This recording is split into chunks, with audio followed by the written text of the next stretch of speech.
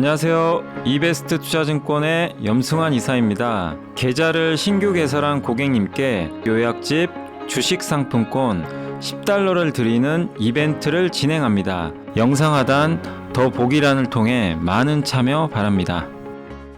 네, 안녕하세요. 이베스트 투자증권 염승환 이사입니다. 자, 오늘 2023년 4월 3일 방송 시작을 해보도록 하겠습니다. 자, 오늘은 여전히 코스닥이 정말 대단합니다. 네, 강세가 오늘도 이어지고 있는데요.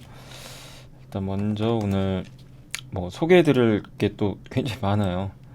그래서 일단 오늘 먼저 삼표시멘트, 동원FMB, JVM, IRA 세부 규정, 네, LG화학과 SK이노베이션 영향, 그 다음에 이제 KB에서 인도네시아 방문하고 왔죠. 그 후기. KB증권 4월 전략하고 또 미국의 인플레 감축법 관련한 또 내용들, 포스코홀딩스에 관련된 내용이고, 스튜디오 드래곤, 현대모비스, 또 자동차 운반선 있죠. 그거 관련된 거고, 현대글로비스까지 또 IRA 세부 내용 발표된 거 조금 더 정리했고, 3월 한 달간 인텔 주가가 31% 상승했는데 그 의미, 또 광물의 시대가 왔다. 디스플레이가 좀 오늘 안 좋죠. 좀 악재가 있습니다. 그 부분하고 또 연준이 덕분에 반등한 글로벌 유동성, 한국 수출, 원자재까지. 이 이베스트 최진영 의원이 쓴 거는 이제 원자재 중에서 우리가 저번에 공부했던 리사이클링 그 내용이 일부 들어가 있다라고 보시면 좋겠습니다. 그래서 오늘은 이제 요거 위주로 좀 먼저 방송을 한번 시작을 해보도록 하겠습니다. 먼저 삼표 시멘트 같은 경우는 대신증권의 이석혁 연구원님이 삼천 공장에서 시멘트 만드는 기업이고요. 연간 1,100만 톤 생산을 하고 있고, 시멘트 비중이 압도적으로 높고 작년 실적은 되게 좋았습니다. 두 번 이제 가격을 인상을 한 효과가 좀 있었다라고 보시면 되겠고, 유연탄 가격이 하락을 해도 시멘트 가격 인하 가능성 높지 않은 것 같아요. 원재료가 유연탄이죠. 공급자 우위 시장이래요. 지금 시멘트가 재고가 적어가지고. 그래서 이게 광주 화정동 아파트 사고 좀 안타까운 일이 좀 있었죠. 이것 때문에 이제 콘크리트 품질 관리가 좀 강화됐고, 그러면서 단위당 시멘트 투입이 좀 증가됐다, 그런 내용이 있고요. 또 화물연대 파업으로 이게 또 공급이 좀 부족한 부분도 있었던 것 같습니다. 근데 어쨌든 시멘트 원가의 절반 이상이 60%가 유연탄이거든요. 원재료. 근데 이제 여기서 대체 연료를 사용한다는 얘기가 있죠. 플라스틱 같은 거. 그걸 태워가지고 원료로 쓰면 이제 비용이 많이 줄어들겠죠. 네. 그래서 또 폐기물 반입할 때 수수료를 또 받게 되고, 네. 그렇게 돼서 이제 대체 연료 비중이 지금 30%까지 늘어난 것 같은데, 그래서 원가 절감은 기대된다. 그래서 저도 이제 읽어보면 시멘트 쪽은 이제 가격도 올렸고, 예. 건설 업황과 다르게 이렇게 공급이 조금 이렇게 부족하다 보니까, 예, 가격 인상 효과와 맞물려서 좀 실적이 좋을 거라는 그런 얘기들이 계속 나와요. 그래서 그런 면에서 이제 업황 자체는 나쁘게 볼 필요 없는데, 다만 삼표시멘트 제가 이제 재무를 봤거든요. 근데 이게 싼 건지는 모르겠어요. 왜냐하면 지금 현재 PER이 12배고요. PBR이 0.5배인데 ROE가 4%밖에 안 돼요. 자기자본이익률이 한 8, 9% 되면 굉장한 저평가죠. 근데 그건 아니거든요. 그러니까 밸류가 싼 건 아니에요. 그러니까 제가 봤을 때는 좀 약간 좀 이렇게 확 매력 있다 이렇게 보지는 이건 그냥 저의 생각이에요. 왜냐하면 이제 제가 재물을 봤을 때 확 싸다는 그런 느낌이 들어야 되잖아요. 우리가 숫자를 보고. 근데 퍼 12배가 싼 건 아니죠. 시멘트 회사들이 엄청 성장주도 아니고. PBR은 싸죠. 근데 자기자본이익률이 4%면 PBR 0.5배는 싼 게 아니에요. 오히려 더 비싼 거죠. 네. 0.5배가 싸다면 ROE가 8% 정도는 돼야 되거든요. 그리고 전방 산업이 성장하는 거 아니잖아요. 지금 건설 경기 안 좋으니까. 그래서 가격 인상이나 이런 것들 때문에 실적 좋은 거는 오케이인데, 예, 밸류가 싸진 않다. 그래서 그걸 좀 말씀드리는 겁니다. 그래서 좀 지켜보시면 좋을 것 같고요.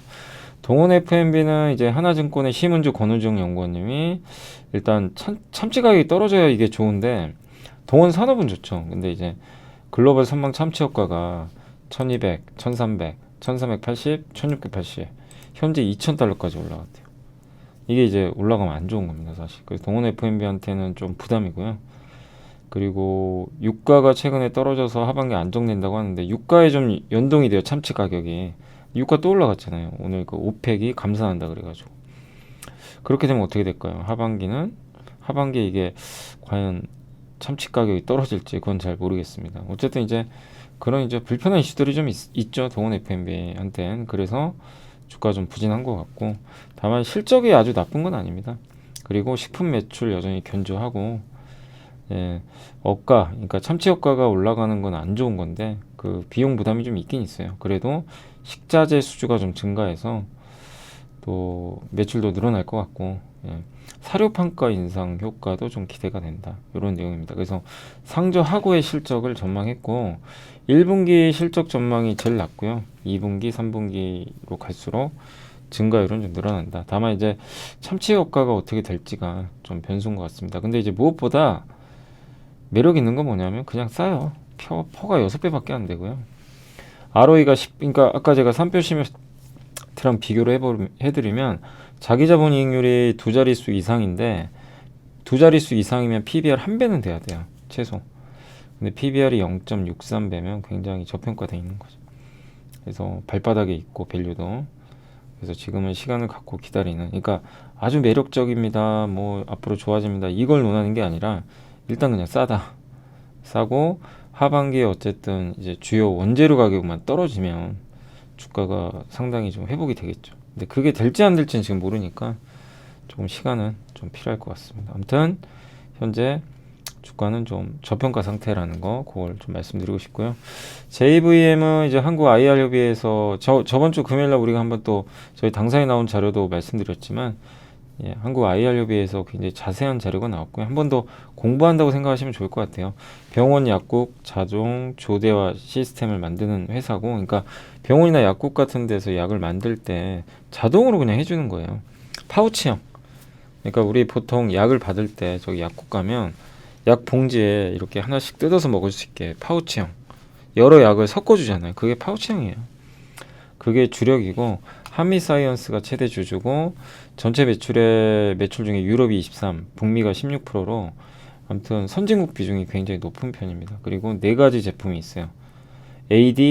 ATDPS, 약을 이제 자동으로 조제하고 정제하고 포장해주고, B제는 이제 정제 포장을 검수하는 거, 이게 제대로 됐는지. 그다음에 Y전은 이게 커팅하는 거 있죠, 마지막으로 이렇게, 예, 약을 적절하게 커팅해서 이제 이 포장에 좀 담아야 될 거 아니에요. 그리고 인티팜은 전자동으로 이제 이 모든 시스템들을 관리해주는 거라고 합니다. 그래서 이제 ATDPS가 요게 이제 파우치형 약을 조제한다라고 보시면 좋겠고, 예, 뭐 보급형, 슬립형도 있고요.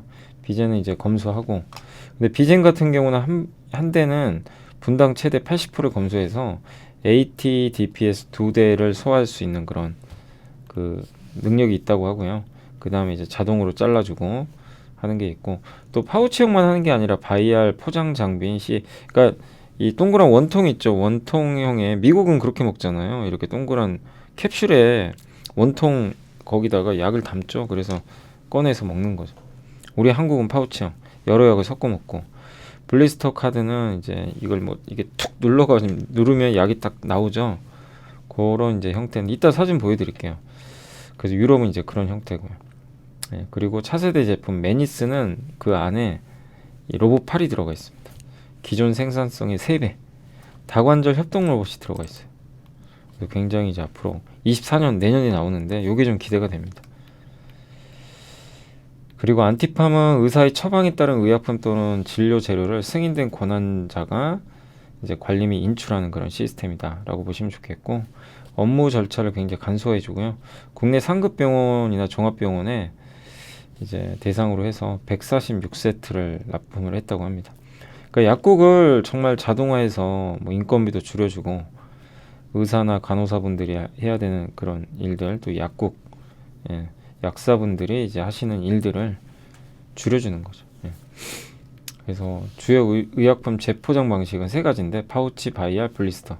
파우치는 우리가 그냥 흔히 약국 가면 그냥 포장해주는 그게 파우치형이에요. 거기에 복용량, 투여 시간 다 적어주죠. 예, 그래서 하나씩 우리가 1회분씩 여러 약을 섞어 먹는 거죠. 국내나 일본이고 바이알은 캡슐이나 액체 형태의 의약품 포장입니다. 그러니까 이런 유리병이나 플라스틱 병에다가 약을 담아줘요. 대신에 그 약병에는 하나만 들어가야 돼요. 아니, 한 종류만. 같은 종류의 약이 들어가야 됩니다. 예, 파우치형은 여러 약이 섞여 있어요. 그래서 이게 좀 단점이, 약을 만약에 먹을 때 미국 사람들 같은 경우는 약병에서 자기가 원하는 걸 꺼내 먹어야 되니까 좀 불편한 감이 있죠. 블리스터는 이제 포켓의 알루미늄 호일 방식으로 밀봉되어 있습니다. 그래서 제품 보호가 용이하고요. 네, 아무튼 이제 JVM은 파우치 방식 국내 1위고, 예, 북미, 유럽 등에서도 1위를 달리고 있습니다. 진입 장벽이 굉장히 높은 편이고, 복약 수능도는 뭐냐면 개인의 습관, 약물 복용 등 행위가 의료진이 요구하는 거 있죠. 이거랑 일치하는 정도거든요. 그러니까 복약 수능도가 높을수록 의사가 원하는 대로 이제 약을 먹는 거죠. 예. 그래서 의사들의 이제 공고에 따라서 얼마나 그 약들을 좀 잘 먹고 있냐, 요걸 좀 나타낸다고 보시면 되겠고, 최적의 치료를 위해서는 80% 정도가 복약 수능률이 좀 필요하다고 합니다. 예. 근데 이제 여기서 자동 조제약이라든가 이런 걸 사용을 하게 되면 복양 수능도가 개선되고, 특히 파우치형이 그런 면에서는 좀 유리하다라는 내용 같고요. 국내 경쟁사는 찾기가 좀 어렵고, 일본에 있습니다. 일본의 유야마, 파나소닉, 도쇼, 이런 기업들이 경쟁사다 라고 보시면 되겠고, 이게 약을 이제 자동으로 조제해 주는 거죠.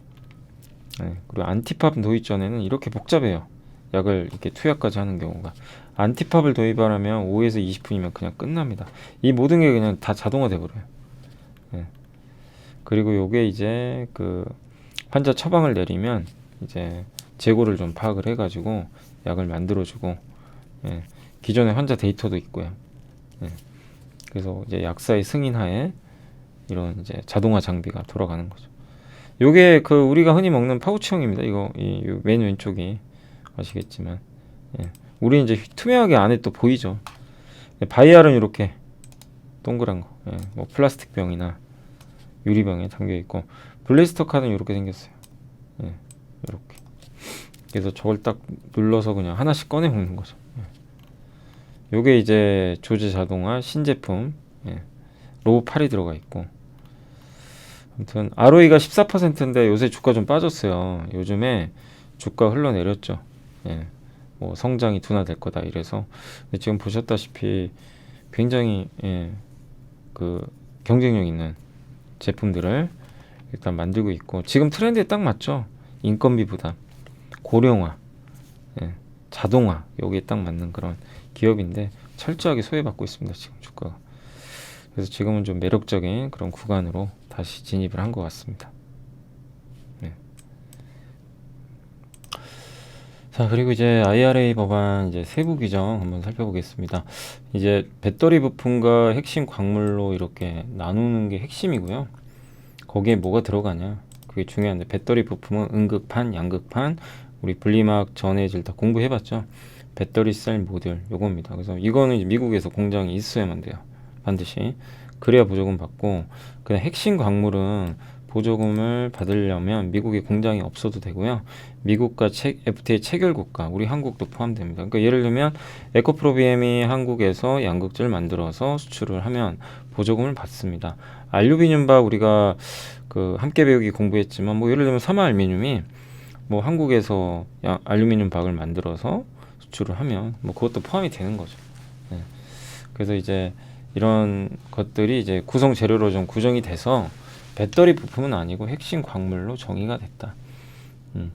그래서 이쪽에 이 광물 쪽에 좀 이 속해 있는 기업들은 이제 미국 투자를 뭐 적극적으로 지금 안 해도 되는 그런 상황이다 보니까 투자비가 좀 줄 수는 있겠죠.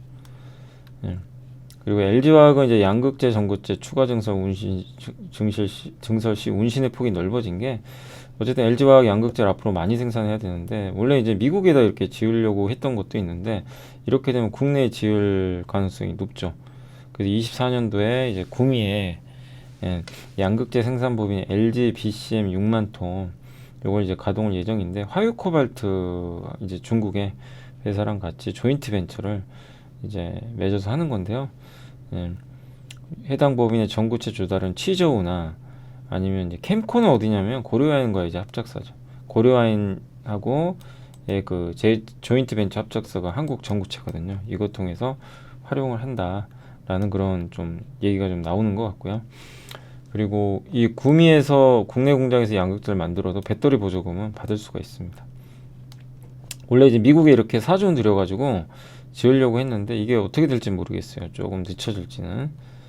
네, 뭐 기존 계획대로 할지는 좀 지켜봐야 될 것 같습니다. 왜냐면 미국은 너무 투자비가 비싸요. 1만 톤당 3천억 이상. 예, 그래서 좀 비싸다는 좀 단점이 있는 거죠. 그러니까 이게 투자를 안 할 수는 없는데 미국으로 하자니 너무 돈이 많이 드는데, 양극재나 음극재 같은 경우는 한국에서 해도 보조금을 받을 수가 있게 된 거죠. 그리고 이 SK 이노베이션 같은 경우는 SK 온의 AMPC를 기업 가치에 반영할 시점이다 라고 좀 나와 있는데, 아직 근데 첨단 제조 생산 세액공제는 이번에 안 나왔어요. 규정이 정확하게 저건 나와봐야 될 것 같고, 어쨌든 미국의 공장을 많이 갖고 있죠 이제 SK온이. 그래서 근데 SK온의 뭐 다른 점 뭐냐면 그러니까 배터리 하나 있죠. 요 단위, 요 배터리만 만드는 게 아니라 그걸 이제 많이 모아놓은 모듈까지도 만들거든요. 모듈도 킬로와트당 10달러가 들어가요. 그러면 셀과 모듈이 같이 들어가면 많은 그 그러니까 세제 혜택을 받을 수가 있어요. 그럼 누적 4조 원 정도의 세제 혜택을 좀 받을 가능성이 높아진 거죠. 네, 그렇게 되면 10년간 22조 원, 10년간 이 AMPC를 현재 가치로 환산하면 15조 원. 네, 그래서 기업 가치 36조 원에 이걸 반영을 하면 여기서 업사이드가 42%, 그러니까 최대한 좋게 봤을 때 이렇게 나온다라고 보시면 좋겠습니다. 아무튼 절반만 반영해도 한 20% 정도 상승 여력이 나오는 거죠. 네, 그리고 또 한 가지가 이 SK온의 수율도 중요하잖아요. 그리고 SK온의 그 IPO 과정에서 주주가치. 근데 IPO 과정에서 이제 공개 매수하고 자사주를 공개 매수 10% 정도 한 다음에 이거를 이제 그 자사주를 이제 공개 매수한 다음에 요거를 소각하려고 해요 또. 그리고 공개 매수한 대가를 현금으로, 그러니까 만약에 여러분이 SK 이노베이션 주식을 100주 갖고 있는데 10주를 사준다는 얘기예요. 회사가 10주를 이제 만약에 내가 넘겼어요. 그러면 그거를 SK 온 주식으로 돌려줘요. 예. 그러니까 이제 주주가치 훼손을 조금 이제 일부 그 막겠다라는 그런 내용인 것 같고, 어쨌든 이렇게 되면 이제 SK 이노베이션 기업 가치 좋아지죠. 주주가치 훼손이 좀 줄어드니까. 그래서 이런 AMPC 이슈와 더불어서 IPO 이슈도 일단은 그동안 이제 SK 이노베이션 주가를 짓눌렀던 요인들이죠. 이게 해소될 수가 있기 때문에 기업 가치 상향될 수 있다. 이렇게 보고 있는. 원래 윤재성 연구원님도 굉장히 보수적으로 보셨어요, 이노베이션을. 근데 이제는 좀 기업 가치 상향 쪽에 무게를 두자, 그러니까 긍정론으로 조금 바뀌었다는 거 참고하시면 되겠고, KB증권 애널리스트 분들이 이제 현지 기업, 지난주 금요일도 소개해드렸지만 현지 기업 방문했던 후기인데, 어쨌든 니켈과 관련해서 아직은 이제 인도네시아 쪽이 후방 산업은 고려하지 않는. 그러니까 인도네시아는 니켈을 생산을 해요. 매장도 많이 돼 있고 이걸 뽑아내요. 이제 그게 끝이라는 거죠. 여기서 뭔가 정제를 한다거나 다운스트림 이걸 정제해서 운송도 하고, 그러니까 한마디로 이 니켈을 전기차용으로 이렇게 사실은 좀 가공도 하고 바꿔야 되는데 이게 약해요, 인도네시아. 그러니까 추출까지는 잘해요. 예. 그래서 그런 면에서 한국한테 좀 기회가 있지 않겠냐. 예. 그러니까 한국 기업들은, 그러니까 인도네시아 그런 기술이 좀 부족한 거 아니냐라는 그런 뭐 얘기도 좀 있는 것 같아요. 그렇게 되면 이제 포스코 그룹은 인도네시아에 진출을 해서 거기서 추출을 한 다음에 현지화해서 정제하고 가공할 수 있다는 거죠. 다만 인도네시아 니켈은 인도네시아에서 가공을 하게 되면요 보조금 못 받아요. 왜냐하면 아직은 미국과 FTA 체결 국가 아닙니다. 그래서 포스코가 인도네시아에서 니켈을 수입을 해다가 그걸 한국에서 가공해서 배터리 소재로 쓰면 그때는 받을 수 있어요. 아르헨티나도 마찬가지. 아르헨티나 염호가 있죠. 그거를 아르헨티나에서 직접 추출한 다음에 아르헨티나에서 만들면 배터리에 가능한 소재로, 그럼 못 받아요 보조금을. 왜냐, 미국과 아르헨티나 FTA 체결국이 아닙니다. 이번 아직 안 들어가 있어요. 근데 아르헨티나에서 만들어진 이제 그러니까 이걸 추출한 리튬을 한국으로 보내가지고 한국에서 많은 부가가치를 창출하는 그 수산화 리튬으로 바꿔서 미국으로 수출을 하면 들어가면 그건 보조금을 받게 됩니다. 좀 복잡하시죠? 어쨌든 되게 결론은 이제 인도네시아랑 이 아르헨티나가 빨리 광물 협정을 맺어야 됩니다. 미국하고. 예. 그래야 우리한테 또 더 유리해지겠죠. 근데 아직은 이제 광물 협정은 아직 안 돼 있다라고 보시면 좋겠고, 아무튼 이게 포스코가 오늘도 급등했는데 벌써 40만 원 왔어요. 어마무시하죠. 그러니까 포스코가 그 놀림 받고 조롱 받던 작년만 해도 정말 무겁니 뭐니. 예. 근데 뭐 리튬 사업 하는 거는 다 알고 있었거든요. 근데 이제서 뒤늦게 그냥 뽕뽕뽕 주가가 올라갑니다. 근데 이런 것들을 우리가 몰랐던 건 아니에요. 다 작년부터 나왔던 얘기들이잖아요. 리튬, 음극재, 리사이클링, 니켈, 양극재, 차세대 소재, 포스코 퓨처엠, 요새 또 포스코 ICT까지 같이 가는데, 아무튼 이런 사업들과 관련해서 포스코가 중심이 돼 있는 거죠. 예. 그래서 지금 가치가 급격하게 올라가고 있는 것 같습니다. 근데 이렇게 올라도 비싼 건 아니에요. 그죠? 그동안 너무 저렴하게 거래가 됐기 때문에. 네. 아무튼 리튬, 니켈 이런 가치가 이제 부각되면서 최근에 좀 강하다. 아무튼 이게 포스코의 그 포스코 그룹이 지금 추진하고 있는 그런 흐름이다. 네, 리튬, 음극재, 자원 조달부터 해가지고 밑에가 리튬이고요. 니켈이고, 예, 니켈은 뭐 포주 광산, 인도네시아 이런 거 통해서 조달을 받는 그런 상황입니다. 자, 그리고 4월 전략 KB에 나온 자료인데 반도체 레저는 좀 늘리고 배터리 보험은 좀 줄이자. 뭐 이걸 무조건 이대로 따라하시라는 건 아니에요. 그러니까 KB증권의 전략이니까 참고만 하시고, 경기 침체, 그러니까 여기서 중요한 건요 이거였어요. 저도 다시 한번 좀 봤던 게, 저물가 시대에는 물가가 증시를 결정하는 게 아니라요 경기가 결정을 해요. 그래서 단기 금리가 꺾이면 경기 침체를 반영해서 증시가 망가집니다. 실업률 올라가고, 이 논리예요. 근데 지금은 여러분이 생각하셔도 저물가 시대입니까? 고물가 시대입니까? 지금은 다르잖아요. 그죠? 예. 그래서 그때랑 같은 잣대를 들이시면, 그러니까 저물가 시대에는 실업률이 오르고 단기금리 하락하면 경기 침체 와서 증시가 하락하는데, 지금 인플레 시대죠. 70년대와 거의 똑같아요 지금. 예, 경기나 인플레 이런 게, 인플레 압력이 둔화돼서 금리가 떨어지면 증시, 그러니까 지금은 금리가 떨어지면 호재예요. 그때랑 거의 비슷합니다. 그래서 단기금리가 하락해서 증시가 하락한다, 지금은 논리적으로 안 맞는다. 지금 장에는, 현재 상황에는.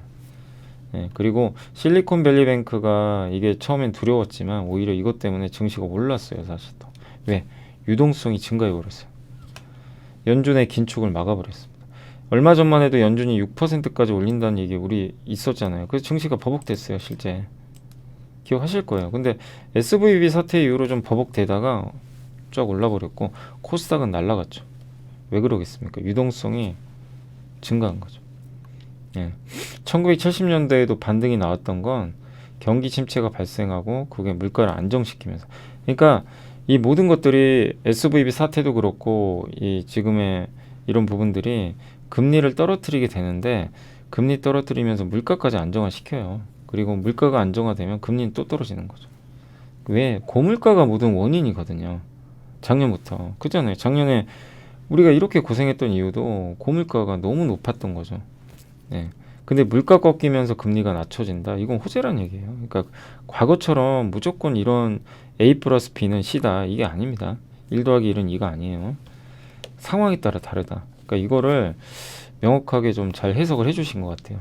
그러니까 일각에선 금리가 떨어지면, 그러니까 아마 그런 뉴스 들어보셨을 거예요. 뭐 그런 뉴스에서 이제 나왔던 것도, 어떤 전문가분들이 나오셔가지고 금리가 인하되면 오히려 악재다, 그건 경기 침체를 반영하는 거다, 그렇게 얘기하신 분들도 계세요. 근데 이제 KB증권의 의견은 뭐냐면, 아니다, 지금은 고물가 시대 아니냐, 오히려 호재다. 네, 그걸 좀 반박하는 그런 자료라고 좀 보시면 좋을 것 같아요. 네, 그래서 업종 전략으로는 일단은 지금 PER 13배니까 비싸긴 한데, 아니 삼성전자 뭐 하이닉스 3조 원 적자 보죠. 한전 적자가 크니까 이게 적자가 상반기 다 쏠려요. 그러니까 지금 PER로 보고 계산하면 안 되고요. PBR로 보셔야 되고, 그러니까 그렇게 보면 비싼 건 아니죠. 싸죠. PBR로 보면. 그리고 경제 지표도 하반기 되면 좀 좋아질 것 같고, 예. 그래서 지금은 오히려 지금 주당 순이익이 고점 대비 32%나 떨어졌어요. 그래서 투자를 해야 된다는 겁니다. 안 좋으니까 투자하는 거예요. 왜냐하면 이렇게 이익 전망이 크게 떨어졌다는 건 이제 좋아질 일밖에 안 남았다는 얘기죠. 이익이 바닥질 걸 준비하고 있고, 그리고 오히려 업종 순환매 나온다. 그동안은 코스닥이 강했는데 코스닥 강세는 또 약세장 후반부에 나오는 거래요. 이렇게 보면 또 나쁜 건 아니죠. 예. 뭐라도 사람들이 사고 싶은데 압도적으로 성장이 나오니까, 특히 2차 전지가 그 대표 역할을 했던 거죠. 사고 싶은 게 2차 전지밖에 없는 거예요. 근데 지금은 아니에요. 지금 이제 분산되겠죠, 조금씩. 그래서 그게 분산되면 반도체로 좀 넘어가고, 반도체가 꿈틀대면 코스닥은 약할 겁니다. 예, 그래서 4월은 배터리 줄이고 반도체나 레저 쪽으로 가자는 뭐 그런 내용인 것 같아요. 자동 뭐 반도체였죠, 저 아까 처음에. 그죠? 반도체 레저. 그래서 요게 장단기 금리 역전 해소 이후로는 항상 경기 침체가 실제 왔어요. 장단기 금리차가 역전된다는 건, 예, 장기 금리보다 단기 금리가 떨어졌다는 얘기거든요. 그래서 침체가 왔는데, 과거 즉 인플레 시대에는 근데 장단기 금리차가 이게 해소가 되면, 오히려 그러니까 단기 금리가 떨어지면요, 그렇게 되면 요게 검은색 선입니다. 증시가 올라가요. S&P 500 지수가 요게 오르는 거거든요. 장단기 금리 차가 올라간다는 건 단기 금리 하락이에요. 증시 오르잖아요. 그죠? 안녕하세요. 이베스트 투자증권의 염승환 이사입니다. 계좌를 신규 개설한 고객님께 요약집 주식 상품권 $10를 드리는 이벤트를 진행합니다. 영상 하단 더 보기란을 통해 많은 참여 바랍니다. 그리고 지금 2년 동안, 지금 우리나라, 그러니까 최근 2, 3년간 주식시장 보시면, 여기 보시면 이게 증시가 떨어졌죠. 이게 S&P, 노란색이 S&P 500이거든요. 미국 국채 금리가 요 밑으로 가면은 금리가 오르는 겁니다. 2년물 금리가 똑같이 가죠. 근데 지금 금리가 떨어지니까 2년물이 증시 오릅니다. 여기 보시고 SVB 사태 이후로 오히려 증시 올라버렸습니다. 예, 그 전에 빠졌어요. 예, 그리고 3월 12일 사태 직전 분기에 SVB가 그렇게 아주 부실한 기업은 아니에요. 보시다시피 자본 비율 이렇게 높아요. 근데 국채를 너무 많이 들고 있는 게 문제였던 거죠, 사실은. 그러니까 리먼하고는 달라요. 리먼하고 레고랜드 사태랑 완전히 달라요. 예, 뭐 부실 자산이나 이런 게 아니거든요. 우량한 회사예요, 사실은. 근데 이제 너무 한쪽에 치우쳤던 거죠, 자산이. 그러니까 이런 사태가 망하는 사태가 나올 줄 누구도 몰랐던 거죠. 근데 어쨌든 그동안 규제도 굉장히 심하게 했기 때문에, 물론 앞으로 규제가 더 심해질 겁니다. 또 중소은행은 좀 규제를 완화시켰거든요. 심해지겠지만, 이제 앨런 자무장관이 옛날에 했던 얘기도 있거든요. 우리 생애 안에 일어나지 않는다, 금융위기는. 왜냐, 시스템을 다 만들어 놨어요. 위기를 몇 번 경험을 했기 때문에. 그래서 규제를 심하게 했기 때문에 그러진 않을 것 같고, 지금 주당 순이익 전망치가 이게 내려간 겁니다. 그 내려갈 때마다 올라가게 돼요. 그죠? 예. 그래서 지금 내려가는 구간이지만 우리가 반전도 생각을 해야 된다, 그 내용이고, 미국 인플레 감축법 전기차 세액공제 감정 가이던스가 발표됐는데, 어쨌든 이제 미국 정부가 세부 규칙 발표했고 18일부터 시행을 하게 됩니다. 그래서 다시 한번 정리해드리면, 이 부품 비율을 매년 올려서 27년부터는 80% 이상, 배터리 부품과 광물은 80% 이상을 그 미국과 우호 국가, FTA 체결한 국가에서 조달해야 되고, 배터리 부품은 이제 100% 미국에서만, 북미에서만. 예, 그 배터리 부품은 24년부터 이 핵심 광물이, 외국 우려 단체가 어디예요? 뭐 중국이죠. 뭐 우리 뻔하죠. 중국, 북한 뭐 이런 데죠. 러시아, 예, 이런 데를 뜻하겠죠. 그래서 배터리 부품은 24년부터, 핵심 광물은 25년부터는 조달을 하면 안 됩니다. 그러니까 중국에서 나오는 광물을 쓰면 안 되고요. 중국에서 만들어진 양극재 이거 쓰면 안 돼요. 24년부터. 예. 근데 다만 이게 좀 모호한 게요. 그러면 중국 회사가 한국에 와서 공장을 지어요. 한국에 와서 뭐 LG화학하고 합작사를 만들었어요. 그럼 이거는, 이게 해석이 좀 분분해요. 이거는 중국에 산 건지, 우리나라가 들어갔으니까 우리나라에서 만드는 건 맞잖아요. 그럼 한국에서 만드니까 중국 회사가 한국에서 만드는 거는 한국 건지 이걸 좀 명확하게 해줬으면 좋겠어요. 그러니까 이것도 좀 헷갈리더라고요. 예. 중국 회사가 뭐 만약에 일본 가서 만들었어요, 공장을. 일본군도 일본에서 만든 양극재도 인정해줘요. 예. 핵심 광물로 보조금 받을 수 있습니다. 근데 그거를 중국에서가 일본 들어가는, 그러니까 국적을 따지는 건지 생산 지역을 따지는 건지. 예. 국적을 따지면 중국 기업이 가서 만들면 이건 혜택을 못 받아요. 어디서 만들다. 근데 이게 좀 헷갈리는 것 같아요. 예. 그래서 배터리 부품 아무튼 외국 우려다. 그러니까 핵심은 뭐냐면 이런 논란이 없으려면 어쨌든 결론은 뭐예요? 중국에서 만든 거 쓰지 말란 얘기랑 똑같은 거죠. 어떻게 보면. 예. 중국 거. 그 얘기인데 이게 좀 약간의 유예기간 둔 것 같아요. 지금 당장은 중국 소재나 이런 거 못 쓰면요. 전기차 배터리 보조금 거의 다 못 받아요.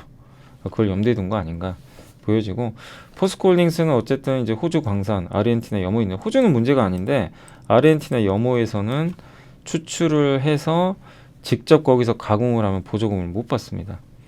FTA 체결국이 아니니까. 네.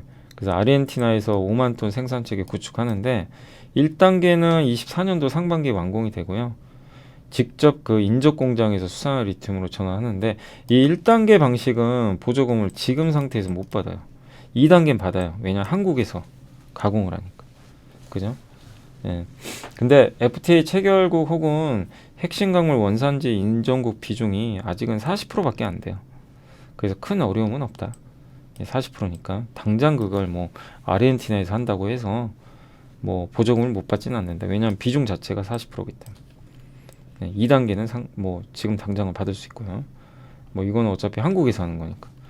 IRA 법안은 이제 DS투자증권의 구성주 연구원님이 배터리 보조금 7,500달러 받으려면 이제 뭐 비슷한 내용들인데 북미 제조돼야 되고 부품은 구성 물질은 한국에서도 가능하다.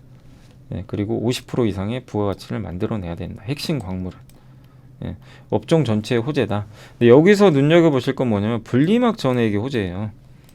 이게 중국 의존도가 높거든요. 분리막 전해액은 이 중국 회사들이 가격 경쟁이 있으니까 분리막 전해, 특히 우리 분리막 전해액도 공부해봤죠. 중국 비중이 꽤 크죠. 공부 우리 한번 함께 배우기처럼. 근데 분리막 전해액은요 이제 미국에서 만들어야 됩니다. 미국의 공장을 쳐야 돼요. 중국이 배제돼요. 미국에서 들어가는 배터리에는 중국산이 이제 배제됩니다. 네, 대신에 우리나라 기업들은 비용 부담이 생겨요. 그러니까 뭐 예를 들면 SKI 테크놀로지는 미국에 만들어야 돼요. 전해액 회사 엔캠, 솔브레인 홀딩스도 마찬가지입니다. 비용 부담은 있겠지만 중국과 경쟁을 안 해도 되죠. 그럼 좋은 거죠. 그래서 오늘 주가 올라간 거예요. 특히 엔캠이 많이 올랐어요. 네. 미국의 엔캠 같은 거 이제 그 법인도 있고 하다 보니까 엔캠이 뭐 수혜주 아니냐. 그래서 굉장히 많이 올라갔던 것 같아요.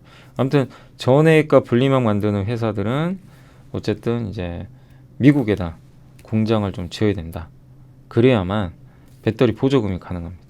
그러니까 경쟁에서 밀릴 수 있어요. 미국에 공장이 없으면.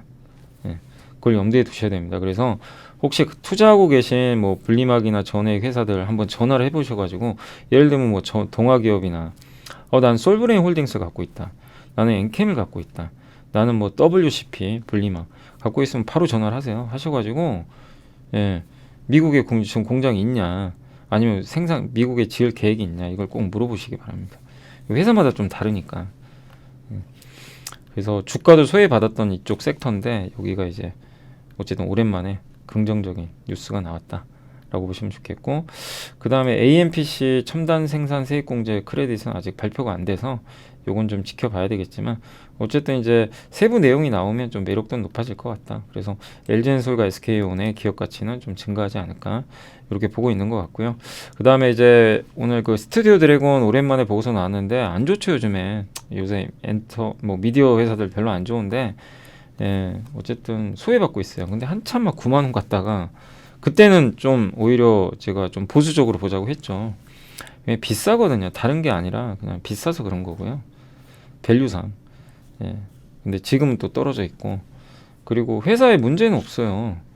잘하고 있어요. 뭐 드라마 잘 만들고 넷플릭스 재계약도 마무리됐고, 또 이번에 애플 TV 플러스 더빅도 프라이즈라고 있거든요. 이거 공개되는 평가도 좋다고 합니다. 미국에 이제 직진출한 거죠. 다만 1분기 실적은 조금 기대에 못 미칠 것 같고 모멘텀이 조금 이제 새로운 게 없어요. 다 알아요. 예, 뭐 잘하고 이런 걸 아는데 그럼 주가가 싸면 좋은데 주가가 싸진 않아요. PER이 30배니까. 그죠? 그래서 조금 이제 그런 밸류 매력이 떨어지다 보니까 주가 부진하지만 다만 제가 봤을 때는 65,000원, 7만원 구간에서는 매력적이에요. 예, 항상 이 구간에선 바닥을 찍었거든요. 그리고 항상 8만원 후반, 9만원 가면 고점 찍고 그게 계속 반복되는 것 같아요. 그래서 다시 한번 이 구간대로 이제 내려오고 있으니까 지금은 또 소외도 많이 받으니까 부담 없는 구간이다. 단 시간이 좀 필요합니다. 주가 좀 복원되는. 다만 어떤 뭐 많은 이제 드라마 제작사가 있지만 어쨌든 스튜디오 드래곤은 국내 1등 기업이에요. 드라마 제작에 관해서. 그래서 그 밸류에이션은 당연히 받아야 된다라고 보고 있는데 다만 7만 원 이하라면 좀 합리적인 구간 아닌가 보고 있고 현대모비스도 참 답답하지만 핵심은 이겁니다. 왜 부품주로 오래 좀 보셔야 되냐. 운임비가 떨어져요. 다른 걸 떠나서 이게 가장 큰 1번이에요. 그래서 실적에 우호적으로 반영되고 다만 이제 모비스를 보는 두 번째 이유는 전동화. 이게 벤츠나 앞으로 뭐 다른 자동차 회사에도 납품이 될 가능성이 높죠. 작년인가 벤츠에 한번 공급했었죠.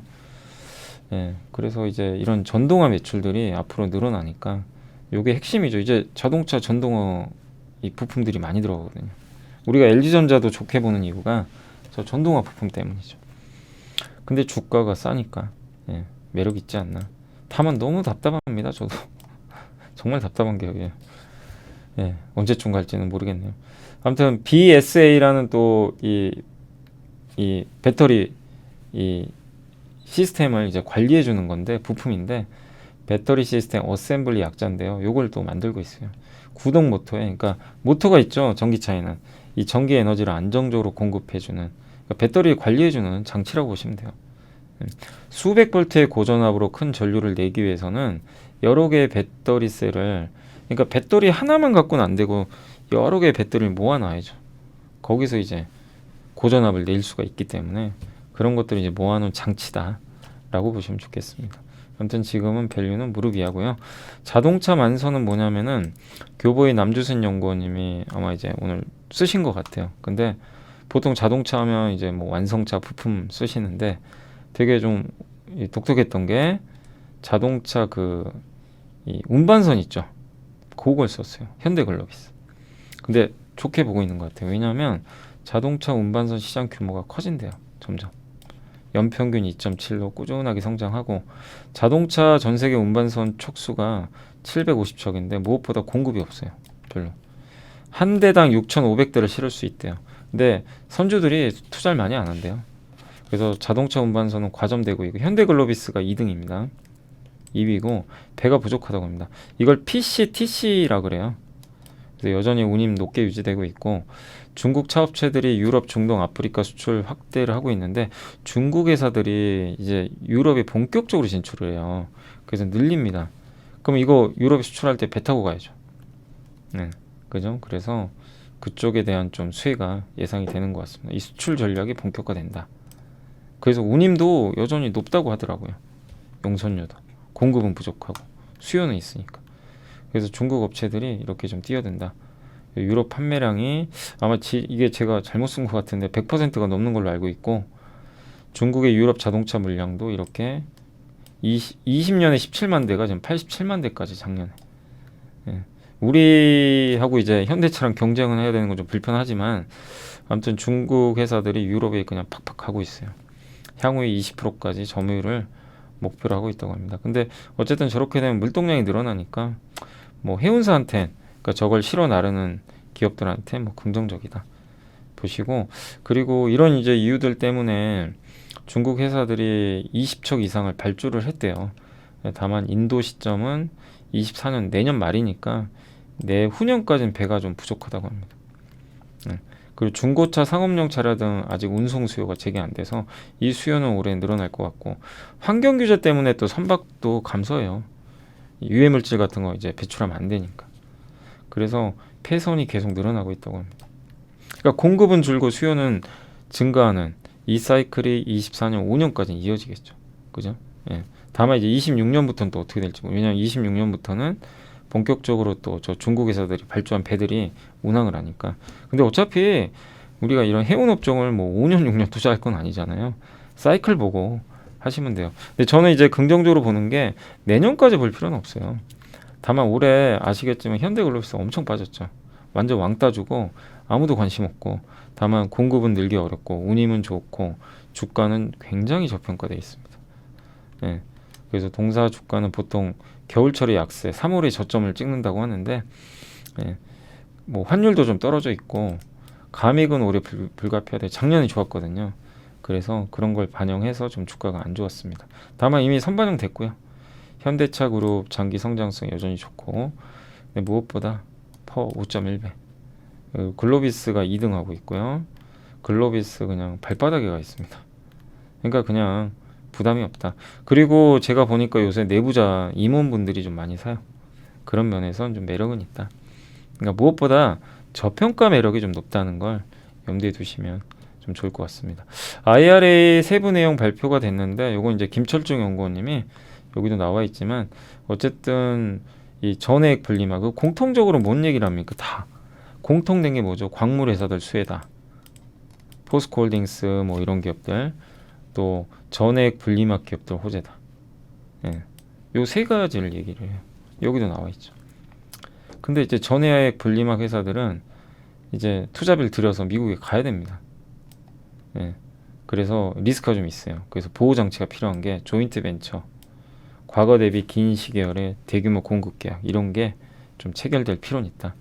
그래서 관련 밸류체인이에요. 엔캠, 동아일렉, 솔브레인 홀딩스, SK 아이테크놀로지, WCP, 우리가 좀 공부했던 기업들이죠.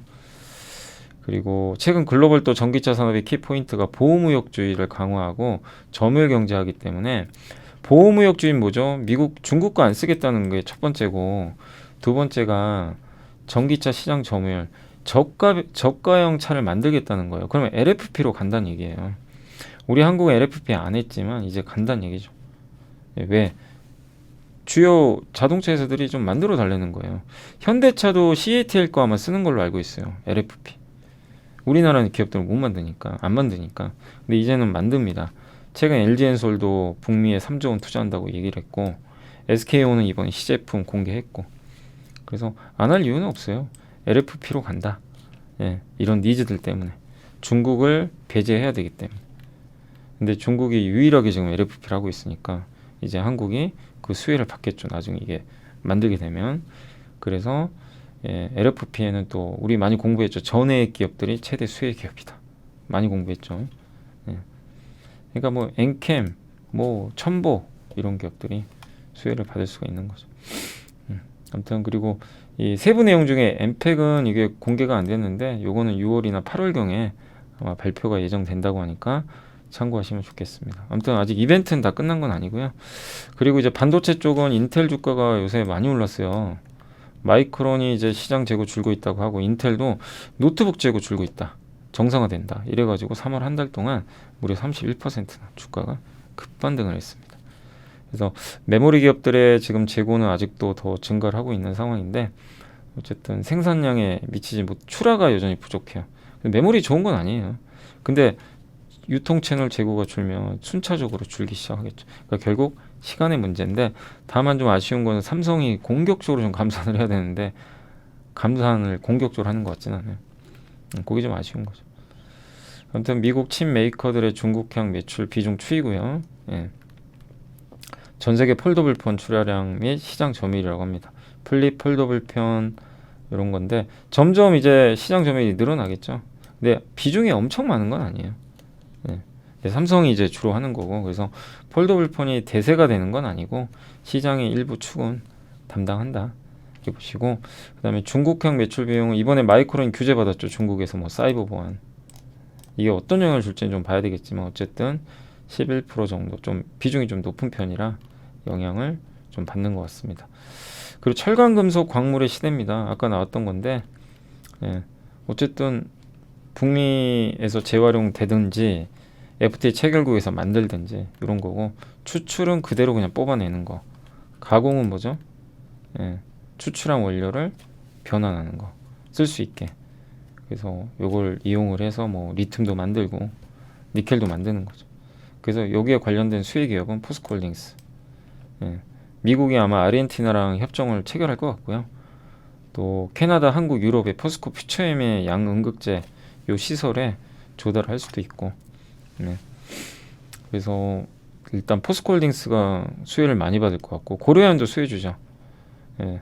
리사이클링 공장 북미 재활용 기준 충족을 하고요. 이제 미국의 폐배터리 LG화학과 온산 전구체 공장이 있는데 여기 우리나라에서 어쨌든 전구체 만들어서 양극재로 가면 수혜 받는 거죠. 그러니까 여기서 전구체 만들고 LG화학 넘기고 LG화학이 양극재 만들고 미국 가고 보조금 받는 거죠. LS는 자회사 토리컴이 한국에서 황산니켈을 생산을 5월부터 해요. 수혜죠. LS M&M. 우리 공부 많이 해봤죠. 또 폐배터리 리사이클링 공장도 아마 건설되지 않을까. 또 전구체는 M&M 공정 부산물을 통해서 생산이 가능하다고 합니다.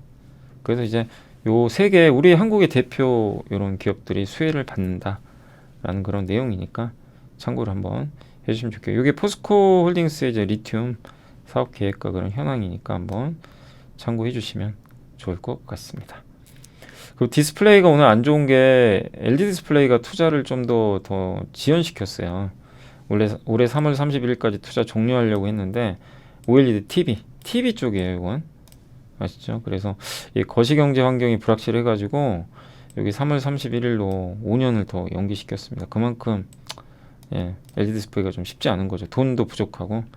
그래서 OLED 사업 경쟁력 강화 운영 얼마 전에 LG전자부터 1조 원 차입했는데 요거는 운영자에 OLED 그 아이패드나 이런 쪽에 추가 증설에 해당되는 것 같습니다. 어쨌든 요 뉴스가 나와서 약간 이제 그 투자들이 좀 불편했던 것 같아요. 아, LG가 상황이 이렇게 안 좋나? 예. 저건 이제 TV 쪽이라고 보시면 좋겠고 여전히 전방 수요 기대감 있고 애플 아이패드 내년에 나오고 맥북 OLED 요게 25년 6년에 탑재될 거고 예. 그래서 요게 바뀐 건 아니에요. 예. 아닌데 너무 주가가 먼저 갔는데 아직 실적은 안 좋은데 LG 악재가 나오니까 좀 부러지는 것 같습니다. 그래서 장기적으로는 명확하게 수혜인데 그러니까 이 김현수 연구원님의 의견은 뭐냐면 단기적으로는 좀 보수적으로 보자. 실적에 괴리가 있잖아요. 그래서 좀 확인해야 된다. 단기적으로 실 것 같다. 그 내용입니다. 저도 어느 정도 동의해요. 많이 올랐어요. 우리가 뭐 덕산 네오룩스도 막 한참 안 좋을 때 우리가 봤었고 P&H 테크도 근데 요새 엄청 올랐잖아요. 다들. 그래서 좀 쉬어갈 구간에서 좀 단기 악재가 나왔다. 그래서 오히려 또 기회를 포착하시는 전략도 필요하겠죠. 다만 좀 쉬어갈 겁니다. 당분간은. 그래서 전 장기적으로는 괜찮게 봐요. 왜냐하면 디스플레이 사이클이 열렸어요. OLED, 아이패드, 맥북이에요. 이제 TV도 어차피 열리고 바뀝니다. 그 초입 국면에 있어요. 투자도 들어갈 거고. 그런 면에서 몇 년간 투자 없었잖아요. 삼성 중심으로도 계속 나올 거고. 그래서 장기적으로는 염려할 필요는 없는데 다만 단기적으로는 좀 속도 조절 필요하다는 거. 그래서 또 밸류 보셔가지고 쌀 때는 또 대응을 하시고 다만 요즘엔 좀 올라서 싸진 않아요. 그래서 조금 당분간은 조금 기다려야 된다. 그 말씀 드리고 싶고 연준이 덕분에 그러니까 연준이 지금 어쨌든 SVB 사태 때문에 유동성을 늘려버려가지고 요 파란색 선이거든 녹색 올라갔죠. 줄이다가 증시 그대로 똑같이 가는 거 보이세요? 이게 증시예요. 그러니까 SVB 사태 때문에 증시가 폭락한다 안 좋다 이게 아니라 오히려 그게 호재가 돼버렸어요. 유동성 때문에 그렇습니다. 그러니까 여기서 근데 문제는 SVB 때문에 신용사태 생기면 안 되는 거죠. 근데 그게 아니었잖아요. 그래서 증시에 오히려 우호적으로 작용했고 그리고 이거 보시면 한국의 수출 증가율입니다. 마이너스 20%. 너무 안 좋죠. 이때 주식을 샀으면 성공했을까요? 다 성공했습니다. 놀랍게도. 예. 수출 증가율 40% 넘을 때 30%. 이때 투자했으면 성공했을까요? 다 실패했어요. 무슨 얘기냐? 한국은 수출 증가율이 안 좋을 때 투자를 해야 돼요. 왜 사이클 산업이니까. 예. 그래서 저희 윤조센터에는 항상 하는 얘기가 요거거든요. 그래서 지금도 수출은 안 좋아요. 그렇지만 미래를 본다면 결국 돌리거든요. 오히려 우리가 조심할 때는 수출 증가율이 너무 높을 때다. 예. 그래서 이걸 보면 너무 이게 나쁘게 볼 필요는 없다. 투자 관점에서. 자동차가 역대급 좋고요. 근데 자동차는 이렇게 좋은데도 주가가 안 가요. 답답해요. 아무튼 좋습니다. 나머지 다 안 좋아요. 제일 안 좋은 게 반도체, 석유화, 디스플레이, 무선통신, 핸드폰, 컴퓨터. 이쪽은 오히려 기회라는 거죠. 안 좋으니까 좋아질 거 아니에요. 그죠? 예. 마지막으로 이제 원자재 트래커 이건 뭐냐면 산업금속 부족의 시대가 도래했잖아요. 광산 기업들이 고각에 의한 실적 호전에 투자를 안 합니다. 자원민족주의, 이제 금속 내 거야. 공급 안 해요. 그리고 기존 광석은 노후화되니까 광석이 질이 떨어져요. 예. 그리고 실제 채굴 해도 시간이 많이 걸려요. 근데 문제는 탄소 중립 정책 때문에 산업금속이 신재생 에너지나 전기에 너무 전기차에 많이 들어가죠. 수요는 많은데 공급이 점점 줄어요. 예. 그리고 전기 요금도 많이 들어갑니다. 산업금속 생산하려면요 전력 비용이 많이 들어가요. 그래서 글로벌 전력원의 61.9%가 화석 연료를 통해서 조달하고 있잖아요. 그러니까 산업금속을 또 생산을 하려면 전기를 많이 써야 되는데 화석 연료를 또 써야 되거든요. 전기 생산하려면. 그러니까 이게 환경에도 문제가 생기는 거죠. 그러니까 이게 공급에 뭔가 문제가 생긴 건데 이게 공급 역시 변화가 지금 가능성이 생긴 게 우리 공부했던 거예요. 리사이클링. 금속을 재활용하자. 그래서 리사이클링해서 얻은 구리는요. 기존 공정보다 64% 전기요금이 절감되고 톤당 470달러 비용도 줄입니다. 예, 리사이클링 안 할 이유가 없는 거죠. 전력 소비, 탄소 배출 두 마리 토끼 다 잡아요. 그래서 지금 리사이클링으로 이 공급이 되는 게 27%밖에 안 됩니다. 근데 왜 그러면 진작에 이거 하지 왜 안 했냐? 2005년 12년도에 광산들이 엄청나게 투자를 많이 해가지고 공급 과잉 생겨서 리사이클링 이걸 쓸 별 필요가 없었대요. 그때는 공급 과잉 시대여가지고. 예, 근데 이제는 아니라는 거죠.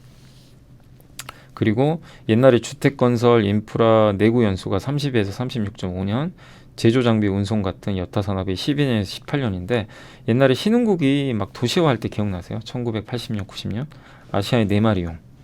2001년, 2010년 브릭스라는 용어 들어보셨죠? 인도, 뭐 중국, 브라질 고도 성장기 때 그때 투자를 엄청 했어요.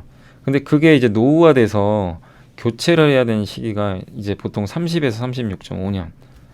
여타 산업은 이제 12년에서 18년이면 1980년, 90년 감안하면 2025년부터 30년 이제 도래가 한대요.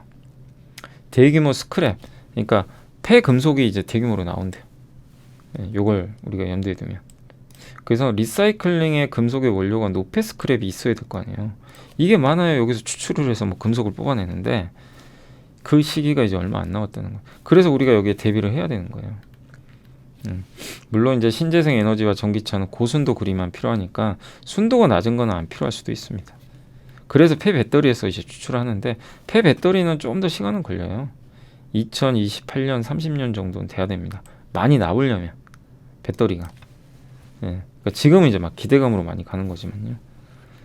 예, 근데 이제 점진적으로 어쨌든 폐배터리도 점점 더 늘어나겠죠. 그래서 리사이클링 사업에 대해서 우리가 꾸준하게 관심을 가질 필요는 좀 있다. 특히 유미코, 이거 유비코가 아니고 유미코입니다. 이렇게 잘못 썼네요.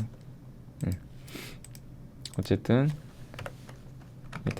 덴마크 기업으로 알고 있습니다. 유미코 같은 이 건식 공정으로 이게 이 스크랩을 하는 그런 이제 기업들을 좀 주목할 필요는 있다. 라고 보시면 좋을 것 같습니다. 그래서 리사이클링 기업들에 대해서 저번에 1월 달에 나왔던 우리 보고서 기억나시죠? 그 보고서도 참고하시고 다시 한번 좀 업데이트 한 자료니까 참고하시고, 그리고 비료 부담이 또 여기에도 내용이 나와 있는데 비료 가격이 많이 떨어졌대요. 왜냐하면 천연가스랑 석탄으로 만들거든요. 천연가스 석탄 가격 급락했잖아요.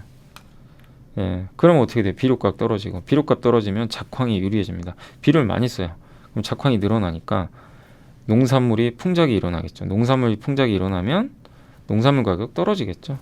그래서 또 그렇다고 강추위가 동반되면 난이냐 이런 것도 많이 나올 것 같지는 않고 후퇴할 것 같고, 그렇게 되면 이 농산물 가격은 결국 좀 떨어지지 않겠냐 이렇게 보고 있는 것 같아요. 그래서 비료 가격 부담이 떨어졌기 때문에 곡물가 그러니까 이걸 왜 보여드리냐면 결국 곡물가는 떨어질 가능성이 높거든요. 그러면 음식료한테 좋다는 얘기예요. 음식료 왕따 당하잖아요. 근데 아까 뭐 동원 FMB도 봤지만 뭐 음식료 물려 계신 분들 CJ 제일제당, 대상 뭐 많이 있겠죠. 뭐 오뚜기도 있을 거고 혹시 그런 쪽에 좀 투자를 하셨던 분들은 좀 잘 인내하시면 요걸 우리가 계산을 한다면 분명히 좋은 시절 오지 않을까 이렇게 말씀을 드리고 싶고요. 어쨌든 리사이클링이 대안이다. 전체 산업 금속량은 이렇게 올라가거든요. 네. 근데 1차 그냥 일반적으로 이 광산에서 뽑아내는 거 이거는 공급이 이렇게 줄 거래요. 2차 지금 뭐냐 재활용은 늘어난다. 예, 자원민족주의나 이런 것들 때문에. 그리고 이 구리만 봐도 예, 리사이클링 금속을 하게 되면 CO2 배출량하고 탄소 배출 다 줄인다.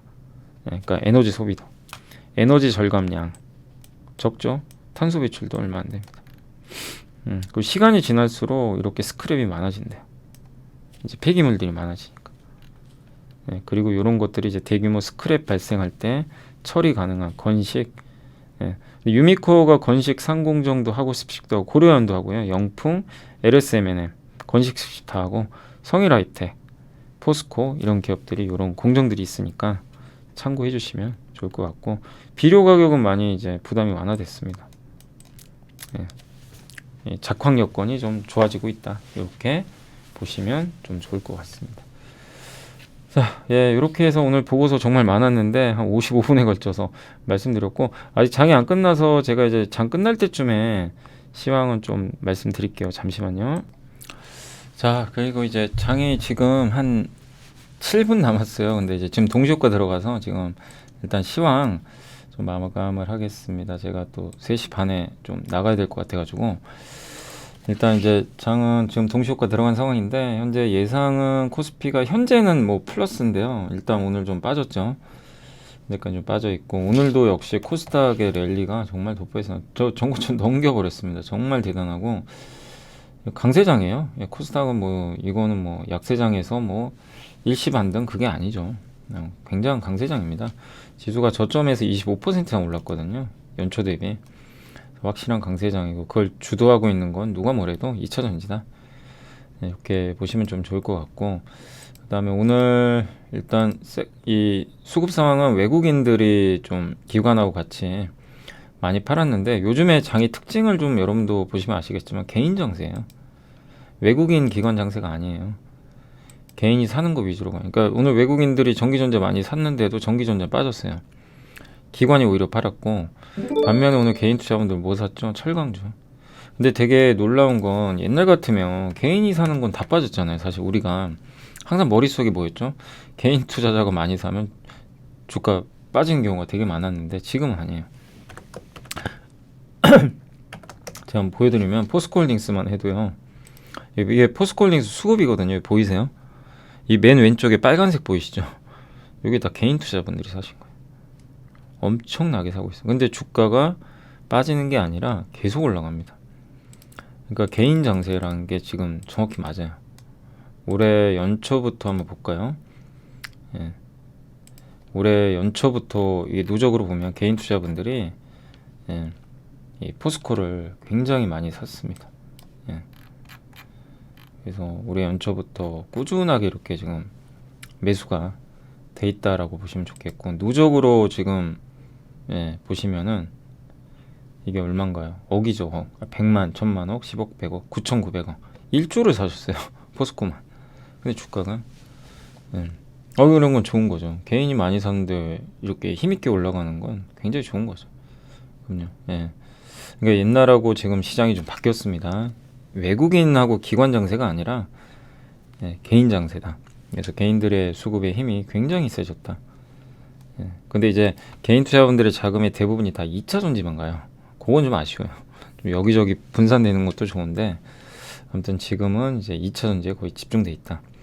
그래서 오늘도 어쨌든 철강주 이렇게 많이 사신 거 보면 포스코 사신 거죠. 이렇게 보시면 되겠고 그리고 오늘 이제 리튬 뭐 공작기계 뭐 이런 섹터들 보시면 이쪽이 제일 강했죠. 뭐 폐배터리 이쪽 섹터 굉장히 뜨거웠고 또 비철금속 이쪽 섹터들 보시면 뭐 다 거기 관련된 기업들입니다. 예. 상대적으로는 고려아연은 좀 약했네요. 예. 그리고 니켈 관련주 역시 마찬가지였던 것 같고 2차 전지 섹터 내에선 나노신소재, 엔케미 뭐 수혜주 아니냐. 이녹스가 13% 올랐고요. SK 아이테크놀로지도 많이 올랐고요. 동학이요. LNF도 좀 이번에 수혜주 아니냐라는 분석이 있어서 강했던 것 같습니다. 2000지 대부분 좋았습니다. WCP, 에코프로비엠 강했고, 다만 이제 2000지에서 오늘 좀 빠진 기업은 SKC는 굳이 빠질 이유가 없는데요. 동박이라 그런가요? 동박은 특별하게 뭐 그런 이슈가 없다 보니까 좀 오히려 좀 약간 빠졌던 것 같고, 근데 SKC는 오늘 4% 좀 빠져버렸고요. 한솔케미칼이 3%. 이건 이제 반도체로 봐야 되겠죠. 그래서 일부 이제 2차전지 내에서도 좀 차별화돼 있지 않나. 근데 SKC 같은 경우는 동박 이제 앞으로 세계 1등이 될 거고, 그리고 동박 같은 경우 이제 분명히 한국에 생산하면 되거든요. 되기 때문에 동박은 아마 이제 한국에 생산 투자비는 좀 줄겠지만, 아무튼 뭐 이게 또 중국과의 경쟁 뭐 이런 좀 우려가 있어서 그런 건지 모르겠는데, 아무튼 동박도 나쁠 건 없죠. 근데 어쨌든 이제 오늘은 좀 빠졌고, 다만 뭐 크게 악재다라고 보긴 어려우니까 좀 여전히 차분하게 뭐 보유해 나가시면 되지 않을까 라고 말씀드리고 싶고, 2차전지 장비 좋았고, 오늘은 근데 건설주 오랜만에 좋았어요. 정말 부진했고, 근데 지표들이 바닥을 다 가리켜요. 건설주도 나쁠 건 없죠 이제. 그리고 오늘 광물 뭐 피팅 회사들 오늘 좀 일부 올랐고요. 오늘은 태광이 좀 올랐네요. 오늘도 요새 태광도 좋아요. 왜냐면 이제 요새 유가도 올라가다 보니까 분위기 괜찮은 것 같습니다. 관광업체 올라갔고, 우주항공주들이 요즘에 뭐 굉장히 뜨거웠죠. 근데 오늘도 분위기 괜찮았고요. 전선업종도 오늘 좀 일부 좋았던 것 같습니다. LS는 수혜주 같은데 모르겠습니다. LS는 오늘 좀 빠졌고요. 일진전기가 좀 올랐군요. 휴대폰 부품 회사는 오늘 MC넥스가 오랜만에 많이 올랐고, 타이어 업종도 오늘 올랐고요. 타이어는 근데 오른 건 아니네요. 저 다이나믹 디자인이 올라서 그런 거고, 금요일날 급등했는데 오늘 다시 다 빠져버렸네요. 백화점주는 오늘 좀 괜찮았던 게 하나갤러리아가 좀 많이 올랐습니다. 다음에 오늘 하나솔루션은 좀 빠졌더라고요. 근데 특별하게 하나솔루션은 근데 싸진 않아요. 지난주 금요일날 우리 시총 계산해봤죠. 한 20% 올랐어요, 주가가. 하루 만에. 그러니까 싼 건 아니죠, 당연히. 밸류 부담이 좀 있다 보니까 좀 빠진 거 아닌가. 그리고 요번에 아직 하나솔루션이나 이런 이제 태양광이나 첨단 생산 세액공제죠, AMPC. 여기에는 발표가 안 됐어요. 그래서 그거는 이제 발표 날 때까지는 좀 지켜봐야 될 것 같습니다. 그래서 어쨌든 이제 구체적인 그게 안 나오다 보니까 조금 빠진 게 아닌가라고 생각이 되고요. 또 많이 올랐고요, 주가도 20% 정도 오르다 보니까 이제 퍼스솔라랑 이제 갭이 좀 줄어들면서 약간 밀리지 않았나라고 생각을 하고요. 방향성은 뭐 크게 문제될 건 없습니다. 오늘 조선 기자재 조선주 좋았고, 오랜만에 카지노도 오늘 괜찮았습니다. 이제 바닥은 조금 일부 찍은 것 같고요. 그다음에 정유회사도 유가 올라가니까 오늘 S오일이 오늘은 좋았던 것 같고요. 조선주 오늘 괜찮았습니다. 유가 상승. 반면에 오늘 좀 빠진 거는 인터넷 대표죠. 참 못 갑니다, 인터넷 대표주도. 그다음에 엔터주 오늘 좀 안 좋았습니다. SM은 좀 올랐지만 대체적으로 부진했고요. 반도체가 오늘 좀 안 좋았어요. 소부장. 좀 지난주까지 너무 좋았죠. 근데 좀 쉬어갔다 라고 보시면 되겠고, 많이 오르긴 올랐어요, 사실. 그래서 오늘은 조금 일부 쉬어갔고, 또 기회가 오는 거예요. 그러니까 저렇게 영원히 오를 수는 없고, 적절하게 조정 또 나오겠죠. 나오면 그거를 도망가는 게 아니라 기회로 활용하시고, 오르는 날 조심하셔야 됩니다. 그래서 공부해 놓으시고, 내가 만약에 뭘 투자할지 고민이 끝났으면 급락을 두려워하실 필요는 없어요. 업황이 나빠지는 게 아니잖아요. 방향은 바뀌었기 때문에. 은행주 좀 쉬어갖고, 은행은 이제 배당 목적으로 보시면 좋고, 항상 안 좋을 때 은행도 뭐 악재 나오고 막 이럴 때가 기회라고 보고 있습니다. 그래서 오늘 이제 은행주도 조금 뭐 좋지는 않았고요. 그리고 반도체 장비가 오늘 좀 빠졌고, 대체적으로는 어쨌든 좀 편의점 회사들, 이게 빠진 기업들도 좀 많이 있어요. 그리고 시가총액 상위 기업들 한번 보고 이제 마무리하도록 하겠습니다. 오늘 증시는 역시 하락 마감했네요. 코스피가 4포인트 빠졌고요. 코스닥은 강세로 오늘 마감이 됐습니다. 결국 2차 전지 효과가 아니었나 라고 좀 생각을 하고 있습니다. 일단 오늘 그 삼성전자 좀 빠졌고 삼성 하이닉스가 좀 안 좋았어요. 뭐 뚜렷한 악재가 있는 건 아니에요. 마이크론에 대한 이제 중국의 규제, 그게 좀 왠지 삼성 하이닉스도 하는 거 아니냐. 근데 삼성 하이닉스 거 안 쓰면 뭐 사실 어디 거 쓸까요? 좀 그런 생각이 들더라고요. 중국은 반도체 못 만들잖아요. 그러니까 우리까지 불똥이 튈 것 같지는 않은데 약간 우려가 일부 있었던 것 같고, 그리고 오늘 일단 자동차는 좀 쉬었고요. 포스코 좋았고, 은행주가 좀 안 좋았고, 2차 전지 섹터는 전반적으로 분위기가 좋았습니다. 정의주 좋았고, 하나솔루션이 6% 아무튼 이제 지난 금요일에 급등에 따른 조정이 좀 나왔던 것 같고, 그다음에 오늘 글로비스는 조금 빠졌고요. DB손해보, 그러니까 은행하고 이런 이제 금융주가 오늘 좀 안 좋았어요. 또 기회가 오는 거 아닌가 싶습니다. 그리고 SKC가 특별한 이유는 없었고요. 오늘 한 4% 빠졌고, DB하이텍이 한 4% 올랐고, DB하이텍은 아무튼 이제 이 강성구펀 들어왔으니까 쉽게 꺾이진 않겠죠. 어떤 결말이 날지 모르겠어요. 아무튼 고생하신 분들 정말 다행입니다. 진짜. 예, 불과 며칠 만에 그냥 주가가 급등해 버렸고, 한솔케미칼도 또 기회가 오겠죠. 그러니까 이런 기업들을 뭐 빠진다고 스트레스 받지 마시고 많이 올랐어요. 예. 그래서 공부 더 해보시고, 한솔케미칼도 공부를 꼭 해보세요. 우리나라 대표 소재 기업이에요. 솔브레인, 한솔케미칼, 덕산테크피아, 레이크 머티리얼즈 다 공부해야 되는 기업들이에요. 그죠? 우리가 함께 배우기도 했지만 그냥 봐주시고, 네, 여유 가지시고 투자하시면 좋겠습니다. 요새 CJENM은 되게 안 좋네요. GS건설 올랐고, 음식료 좀 빠졌고, 그리고 포스코 ICT가 많이 올랐고요. 포스코 ICT가 많이 올랐어요. 엔캠 좋았고, 제이오는 보합, 뭐 도전제는 큰 이슈가 없었던 것 같더라고요. 도전제는. 그래서 좀 주가 움직임은 크지 않았던 것 같습니다. 오늘 일단 상승했던 기업들은 어쨌든 여기 보시면 대부분 2차 전지 쪽, 이쪽 관련 기업들이 굉장히 좀 뜨거웠다 라고 보시면 좋겠습니다. 두산테스나는 이제 아무래도 그 후공정 회사로 또 요즘에 계속 삼성 기대감들이 있다 보니까 또 좀 오르지 않았나. 그리고 풍산도 이제 구리 가격 상승 기대감 붙었던 것 같습니다. HPSP도 굉장히 요즘에 좋은 것 같고요. 오늘은 이제 이런 기업들이 좋았고, 예. 이오플로우는 뭔가요? 이오플로우는 좀 오늘 많이 빠졌네요. 이게 뭐죠? 제가 갑자기 기억이 안 나는 당뇨, 예, 당뇨 관련해서 인슐린이죠. 예, 인슐린 관련 기업이죠. 근데 글쎄요, 예.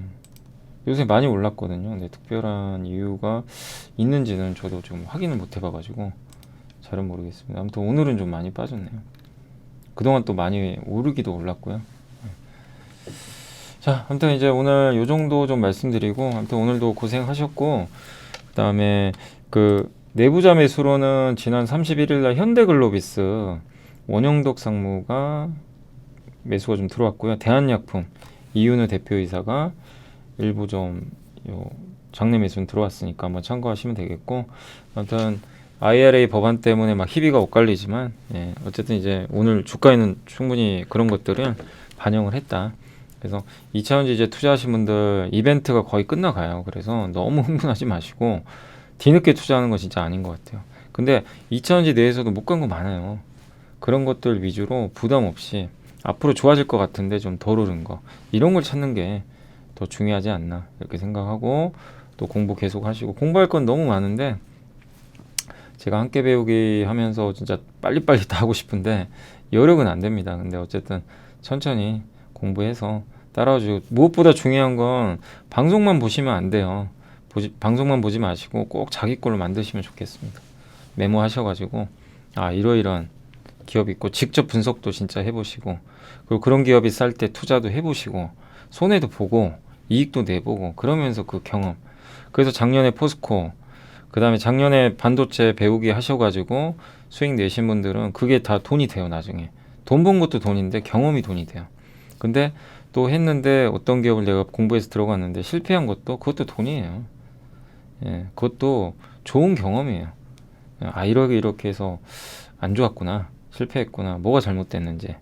예, 완벽할 수는 없어요. 이 세상에 아무리 투자를 해도 주식으로 완벽하게 100% 매번 돈 벌 수는 없습니다. 근데 그 벌 때 많이 벌고 적게 까먹는 훈련을 하려면 공부를 해야 됩니다. 그래야 덜 까먹어요. 예, 그러기 위해서 하는 거니까 개인 호흡으로 하셨으면 좋을 것 같습니다. 자, 오늘 고생하셨고 저는 내일 뵙겠습니다. 감사합니다.